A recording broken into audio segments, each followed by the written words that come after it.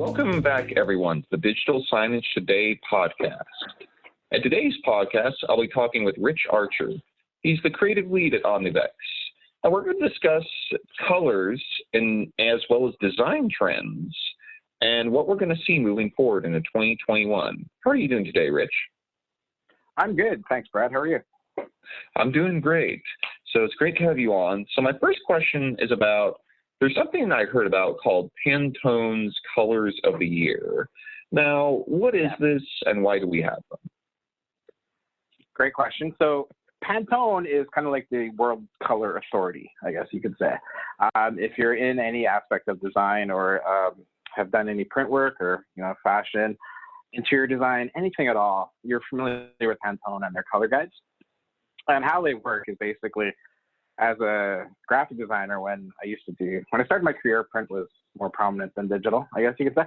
So we would actually do printing business cards, letterheads, stationery like that. We would do our artwork in Adobe Illustrator with Pantone colors selected from the Pantone library. So the ink would be the same output as the printer. The printer would then put in that Pantone color, and the ink color would come out exactly like we wanted it to. So it was a way to guarantee that we were getting the colors in our designs that we wanted to get. So about 20 years ago, and like I say, they're in every industry: graphic design, fashion, home furnishings, paint, industrial design, product packaging, everything you could think of. So about 20 years ago, they started doing this color of the year.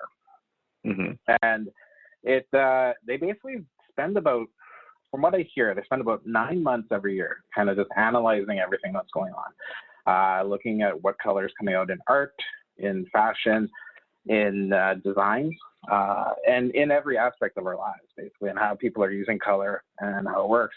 They do that for about 9 months, and then they get into determining what the color for the next year is going to be based on their trends.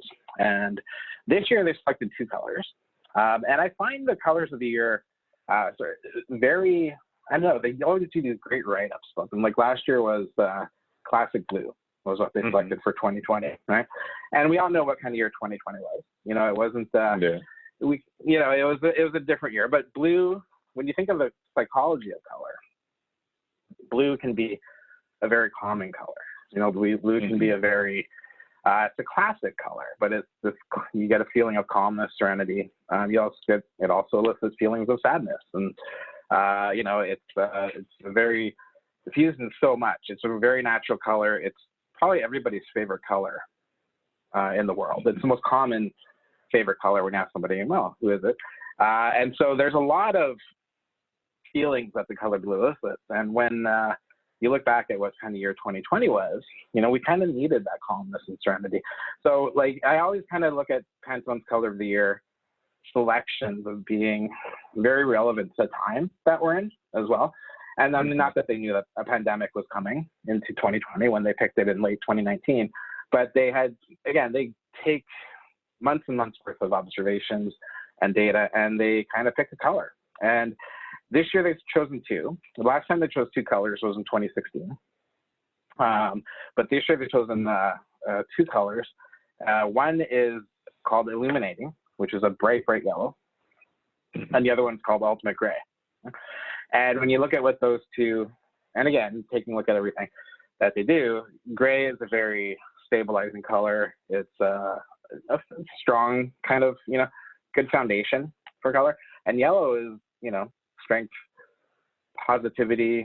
It's a very uplifting color. It's a very cheerful color. So you can see the kind of already the psychological impact that those 2 colors have together when they're used together. One is very stabilizing and foundational and calming, and the other is very bright and, optimistic and positive, which is a good way to look at 2021 coming out of 2020.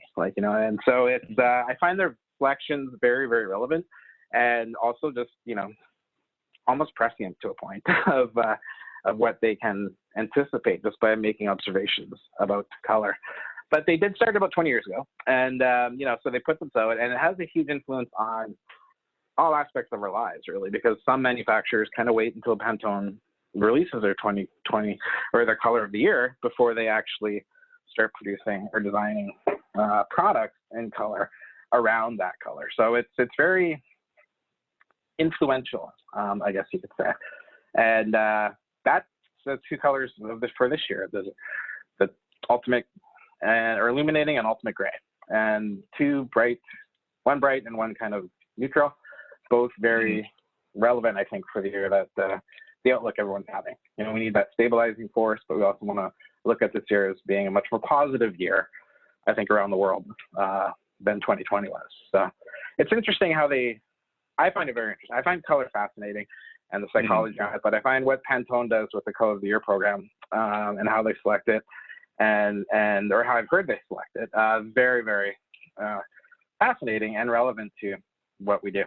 That is really interesting. So with that in mind and looking at sort of the Color of the Year of 2020 versus Color Year of 2021, do you see did any design principles we saw in 2020, do you see those continuing into 2021 as trends?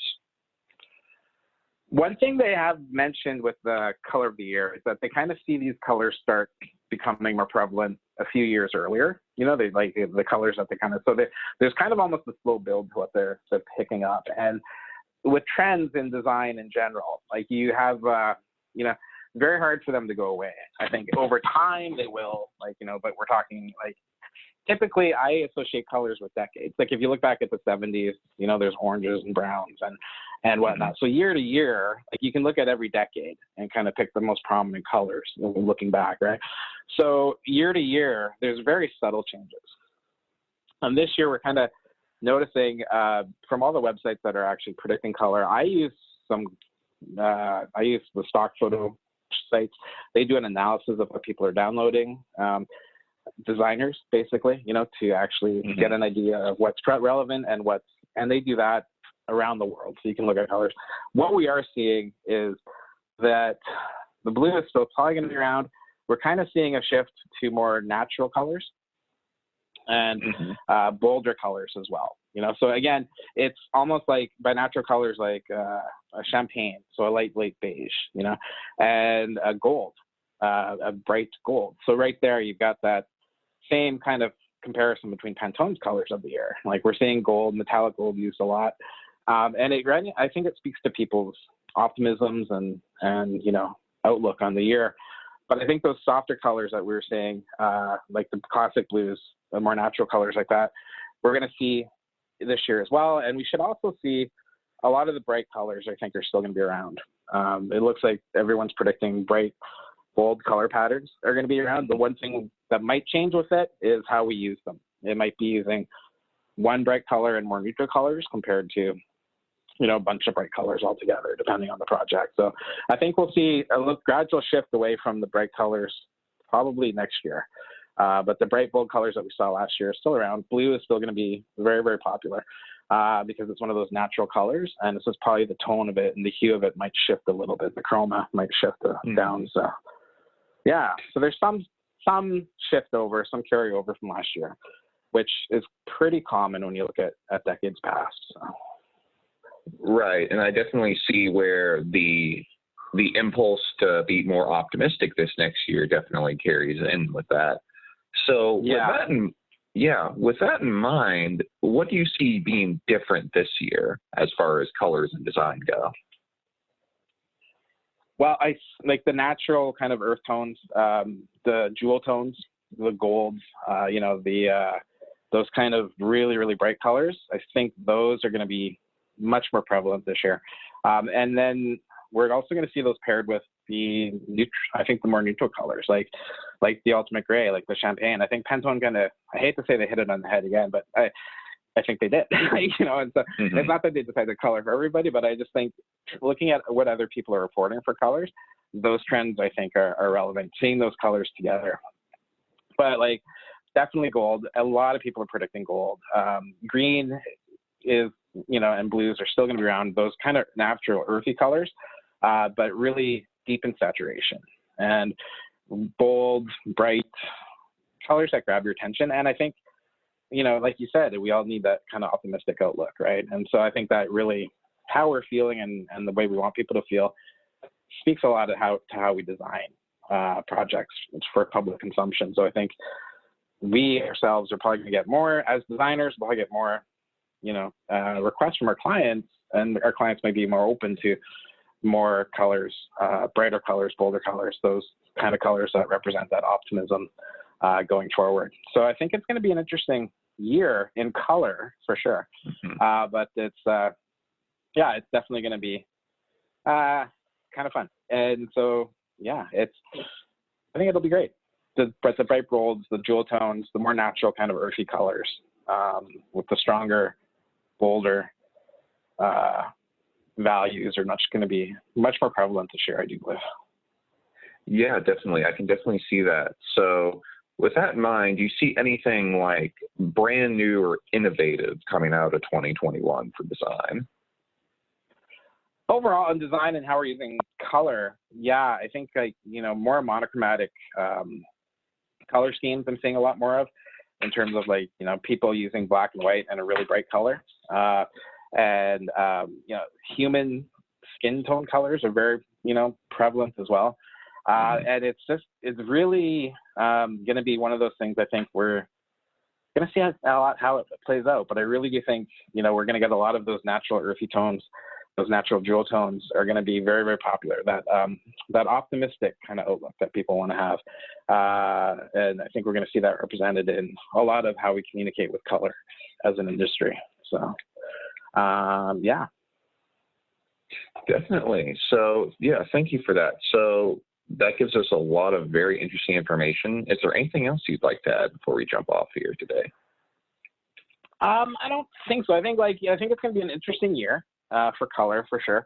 I think the psychology of color is interesting, and whether you're following the trends like Pantone's Color of the Year or other websites, Shutterstock is a great website as well for taking a look at what's happening trend-wise, because they actually they take information based on people's downloads. And Shutterstock is a stock site that a lot of designers use to get their stock images. And so they analyze the color requests, they analyze the images being downloaded and purchased, and what kind of colors are in those. And they basically just print out, the projections. And they also, you can do it globally. Like, you can look at what's popular in Norway, you can look at what's popular in Brazil, you can look at what's being requested in Australia. So it gives you this global kind of color outlook. But I really think, those kind of sites, whether you follow the trends on those sites or not, how we all respond to color and how we all react to color is always very personal, and it's different for every person. The standard psychology, like blue, is very calming, and or it elicits feelings of sadness or calming and serenity. We all have a different relationship with color, and I think whether you're following the trends or not following the trends, it's important to know what's actually popular and what's being used currently in the design world. Don't be afraid to break the trends, though, if you're a designer wanting to take a look at doing something different. But the one thing I love about these trends that come out every year is it gives me the opportunity as a designer to play with colors that I probably wouldn't have thought of actually experimenting with.